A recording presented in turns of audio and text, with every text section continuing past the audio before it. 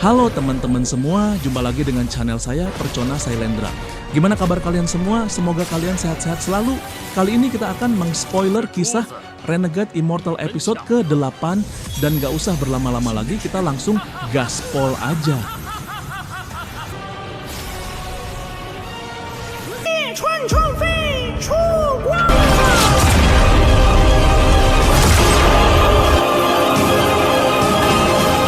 海桑田，运道轮转，顺时而仙。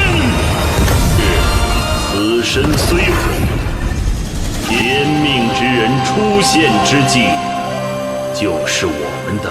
Episode ke-8, Manik Batu. Tizu pucat pasi saat ia bangkit dan melihat sekeliling. Ia mendapati bahwa ia berada di sebuah gua alam kecil. Sinar matahari mengintip melalui pintu masuk gua, memperlihatkan lantai yang ditutupi tulang-tulang burung dan hewan. Di dinding di belakangnya ada lubang hitam seukuran kepalan tangan.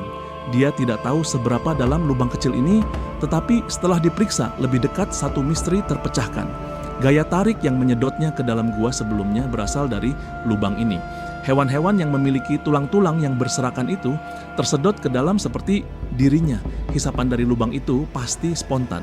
Saat ia muncul di depan gua ini saat terjatuh, lubang misterius itu menariknya masuk dan menyelamatkan hidupnya. Tizu yang menahan rasa sakit di lengan kanannya hendak berjalan keluar dari gua ketika tulang-tulang di tanah tiba-tiba mulai bergerak ke arah lubang. Ia dengan cepat berguling ke sudut gua tanpa penundaan sesaat saat ia merasakan angin di belakangnya. Kekuatan hisapan yang tak terbayangkan tiba-tiba muncul dari lubang kecil itu. Semua tulang bergetar saat mereka terbang menuju lubang itu. Beberapa tulang yang lebih besar tersangkut di dinding yang menghalangi lubang kecil itu. Pada saat itu, seekor burung tersedot saat terbang melewati pintu masuk gua. Burung itu melesat di udara hingga berhamburan ke dinding gua. Setelah sekitar 1 jam, tenaga itu berhenti menarik. Wang Lin menatap ngeri ke arah bangkai burung yang baru saja mati itu. Dia tidak menggerakkan tubuhnya sama sekali, hanya duduk diam sambil menghitung waktu.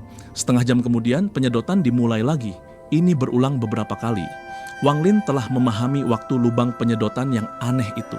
Lubang itu akan mulai menyedot setiap 30 menit selama 60 menit. Memanfaatkan jeda waktu antara hisapan, Wang Lin merangkak dengan susah payah menuju pintu masuk gua. Saat dia melihat ke bawah, dia tidak bisa menahan senyum pahit. Di bawahnya ada hutan dan tanah yang hampir tidak terlihat ditutupi bebatuan. Tebingnya sangat curam, tidak ada cara baginya untuk turun dengan lengannya yang patah. Jaraknya dari tanah lebih dari beberapa puluh meter. Jika dia mencoba melompat turun, itu pasti akan menjadi akhir. Tas berisi makanan itu tertinggal di puncak gunung tanpa ada cara untuk mengambilnya kembali. Saat ini makanan adalah masalah terpenting yang harus dipecahkannya. Saat ia merenung, ia tiba-tiba teringat waktu penyedotan dan bergegas kembali ke sudut gua. Waktu di dunia luar terasa cepat berlalu. Wang Lin bisa merasakan tubuhnya semakin lemah. Lengannya mati rasa total. Dia tersenyum getir sambil berkata pada dirinya sendiri, terjebak di sini berarti kematian yang lambat, tetapi melompat turun berarti kematian instan. Ia menatap bangkai burung berlumuran darah yang telah dihisap sebelumnya. Dengan sedikit ragu, ia berjalan mendekat, mengambilnya dan menggigitnya dengan enggan. Rasanya sangat tidak enak. Ia mengembuskan napas saat daging mentah di mulutnya membanjiri inderanya, tetapi kemudian terus memakannya. Ia hampir tidak mengunyah dagingnya, memilih untuk menelannya hampir utuh. Tizu merasakan kehangatan memasuki perutnya saat daging itu bergejolak. Ia memakan burung itu dengan cepat dalam gigitan besar, lalu ia berdiri dan menarik napas dalam-dalam agar tidak memuntahkan semuanya. Ia melempar sisa-sisa burung itu ke samping dan duduk bersandar di dinding gua. Pikirannya melayang, sejenak memikirkan orang tuanya, sejenak memikirkan paman keempatnya, sejenak memikirkan wajah-wajah mengejek dari kerabatnya, dan sejenak ia bahkan memikirkan tatapan mata dingin pria paruh baya berpakaian hitam dari sekte Heng Yue. Dalam keadaan tak sadarkan diri, Wang Lin menatap bangkai burung yang setengah dimakan itu. Tanpa berkedip, ia mengambil bangkai itu untuk diperiksa lebih dekat. Ia melihat bahwa di dalam bangkai burung itu ada manik-manik merah seukuran jari tengah bayi. Ia sangat terkejut saat mengeluarkannya dari bangkai itu. Mengapa ada manik-manik di tubuh burung ini? Jantung Wang Lin berdebar kencang saat ia teringat buku yang pernah ditunjukkan guru di desanya. Beberapa hewan hidup hingga usia lanjut dan sesuatu yang disebut dantian akan terbentuk di dalam tubuh mereka.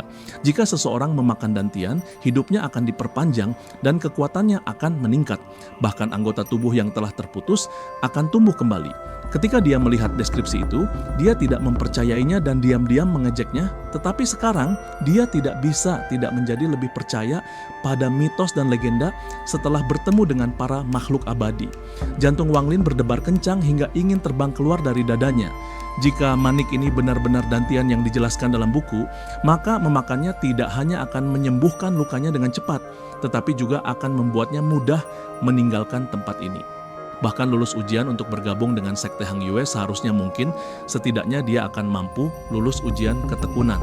Namun manik-manik itu sangat keras, tampaknya tidak bisa dimakan. Ia menggunakan kain compang-camping di tubuhnya untuk membersihkan manik-manik itu, mengembalikan warna aslinya. Sebuah manik abu-abu dengan 5 awan terukir di atasnya terlihat. Manik itu terlihat sangat tua. Wang Lin sangat kecewa, tidak mau menyerah. Dia menggigit manik itu, lalu diam-diam menertawakan dirinya sendiri. "Tiju, kamu terlalu delusi. Bagaimana mungkin burung acak yang kebetulan terbang lewat memiliki dantian?" Wang Lin menghela napas. Di luar sudah gelap. Ia merasa lelah dan tertidur dengan manik-manik di sisinya dan tulang-tulang hewan menutupi lantai. Karena sekarang sedang musim gugur, suhu udara turun sangat cepat, terutama di daerah pegunungan. Udara dingin memasuki tubuh Wang Lin. Ia meringkuk dan malam pun berlalu dengan cepat. Keesokan paginya, sinar matahari mengintip dari luar gua saat matahari terbit. Beberapa tetes embun berkilauan keluar dari manik-manik di sisi Wang Lin. Saat embun terkumpul, tetesan itu menetes ke tulang-tulang di dekatnya. Setelah beberapa saat, Wang Lin terbangun. Tidak hanya lengannya masih bengkak, kondisinya tampaknya semakin memburuk. Wang Lin duduk di lantai, merasa sangat tertekan. Wang Lin bergumam pada dirinya sendiri, "Apakah aku akan terjebak di sini sepanjang hidupku?" Dia perlahan menoleh dan melihat embun yang terkumpul di tulang-tulang itu. Karena dia haus, dia dengan hati-hati mengambil beberapa tulang dan menjilati embun yang menempel di tulang-tulang itu. Manisnya embun itu cukup nikmat.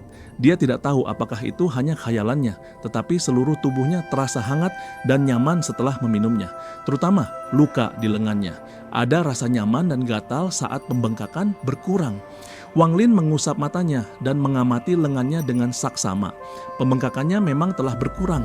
Dia segera memeriksa tulang-tulang di sekitarnya, tetapi tidak dapat menemukan tulang lagi karena embun di atasnya. Pada saat itu, ia tiba-tiba melihat manik-manik itu dan melihat tetesan embun di atasnya. Ia ingat bahwa semua tulang yang terkena embun berada di sebelah manik-manik itu. Ia dengan lembut mengambil manik-manik itu dengan jantungnya berdebar-debar dan menggulingkan manik-manik itu di lengannya untuk menyebarkan embun secara merata. Gelombang perasaan dingin dan menyegarkan datang dari lengannya. Wang Lin menatap lengannya tanpa berkedip. Setelah beberapa saat, matanya berbinar. Pembengkakan di lengannya telah mereda. Dia mencoba melambaikan lengannya. Meskipun masih terasa sakit, itu bukan masalah besar. Manik batu ini pasti harta karun. Wang Lin terkejut dan senang.